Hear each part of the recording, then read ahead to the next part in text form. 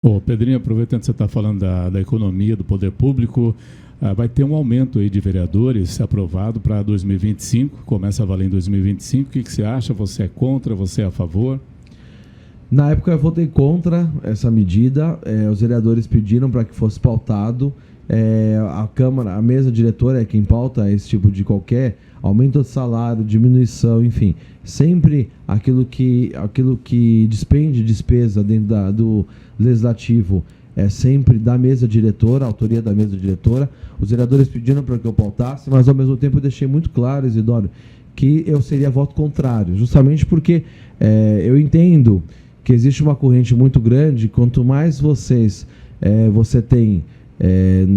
nós temos uma grande demanda da Constituição Federal, que é você aumentar o número de cadeiras com os municípios que têm acima de 500 mil eleitores. Santo André não fez isso, então nós temos hoje câmaras do Estado de São Paulo que tem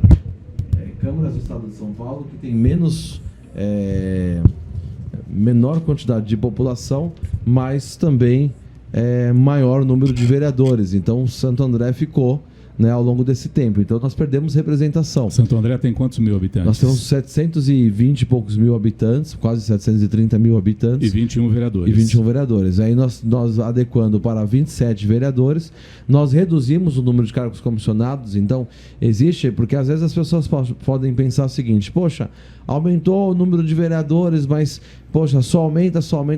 Não, Santo André é um exemplo que nós estamos indo para 12 anos sem aumento de salário dos vereadores.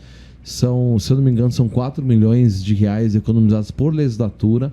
Então, nós estamos indo para 12 milhões de reais também economizados ao longo desse tempo, do não aumento de salário. Ao mesmo tempo, nós reduzimos o número de cargos comissionados de 13 para 8, então já foram 13 assessores, hoje nós temos 8 na Câmara Municipal. Então é importante reforçar que, lógico, maior número de vereadores, você sem dúvida alguma aumenta a representação.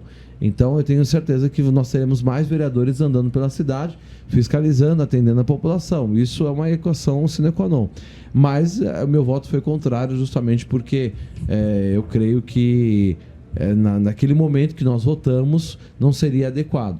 Agora, o novo presidente vai ter que fazer uma adequação nova, uma nova reforma, justamente para poder também colocar esses novos gabinetes. Nós temos aqui um exemplo de São Caetano do Sul, disso que você está falando, que tem 150 mil habitantes e 19 vereadores.